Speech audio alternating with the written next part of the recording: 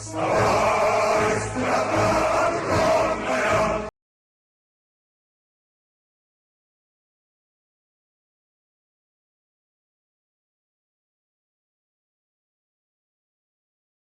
Mother Russia, from our vodka-soaked and smoke-filled studios to your potato-filled apartments. I am your anchor, Yuri Grabbabich, here to bring you state-approved evening news. But tonight, we have special report. This is heartbreaking news, so you will be forced at gunpoint by KGB to forgive me for not being my usual jovial self. But first, let me bring you news from around Moscow.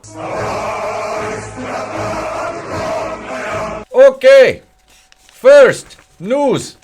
G7 conference. Finance ministers from G7 groups of countries is what paper says. United States, Japan, Canada, or as we like to call it, country run by Castro's illegitimate son, Justin de Coq Trudeau, Germany, France, Italy, and United Kingdom said they would ban the provision of services which enabled maritime transportation of Russian origin crude oil and petroleum products globally above the price cap. That could block insurance cover or finance for oil shipments. Unfortunately for countries in G7 conference, they do not realize that Russian bots have already begun transporting Russian oil onto American soil, despite what your President Biden might have said. Now look, Russian bots are not only used in contrary to popular belief of American leftist cult members to attack horrible leftist cult member television programming over there, which turns more American men into soft, weak, soy boy feminists than Justin Trudeau could ever dream of through his policies of taking the words woman and taking it and changing it to people to more, I would say, encapsulate his unique existence. Now, many believe Russian bots are not very effective tactic in influencing American media and political decisions. But we here in Mother Russia, and especially myself at CUNTS, find this to be largely untrue, much like your American fact checkers will find every fact that goes against President Biden and his ridiculous narrative that half the country are extremists when they just really don't like having a president that poops his pants and sniffs kids. But anyway, Russian bots' most recent and big victory came at the expense of Amazon and Lex Luthor wannabe Jeff Bezos' latest dumpster fire, the Lord of Rings, the Rangs of Power and Shit.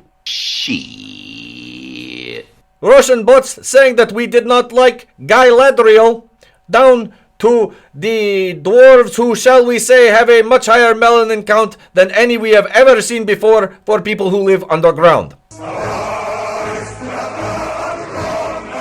Next piece of state-approved news. I have been authorized to speak on behalf of all state-approved media here in Mother Russia because exalted President Putin thinks my interpretation of approved jokes written by his writers are acceptable and humorous to him because he told his writers to write them at gunpoint. We'd like to congratulate American President Slow Biden. Yes, we are not insulting you. We would like to congratulate him. Despite his obvious dementia, overwhelming stupidity, a monumentally low, historically low approval rating among stupid American voters who actually voted for him, a 50-year career in which he has consistently failed upwards, going so far as to fall up the stairs of your Air Force One, which defies the laws of gravity. He has managed to lose the soul of your nation through failed policies and general ineptitude, the likes of which we have not enjoyed here in Mother Russia since watching Jimmy Carter.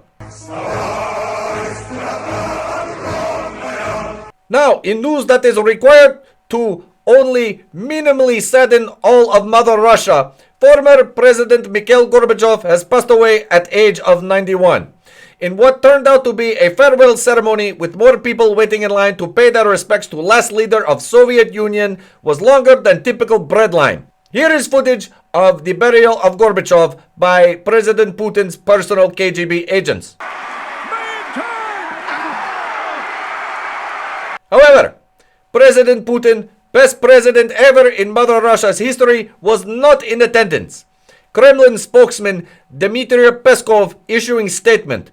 President Putin says he is sorry for loss, but like Fredo in American film Godfather, Mikhail was weak and stupid, causing downfall of entire Soviet Union, much like your weak and stupid American President Biden, who showered with his daughter, turned Hunter into a selfie-taking crackhead, and has licked and sniffed his way through your White House press corps children. When Peskov was asked what exactly kept President Putin away from attending, Peskov signaled to KGBs who put reporter who dared to infringe upon privacy of President Putin, best president ever, in back of van and took him to Gulag. Rumor is it he has his cellmate with American man Brittany Griner. I personally would like to extend my gratitude for Mikhail. I mean, Vladimir Putin is best president ever, and that is all state-approved media news from Moscow this evening, or else I am going to be where? Okay. So, from our smoke-filled and vodka-soaked studios to your potato-filled apartments, good night, Mother Russia. I am Yuri Grabbabich from Communist United News Transmission Service. Good night. Look, it was on the paper.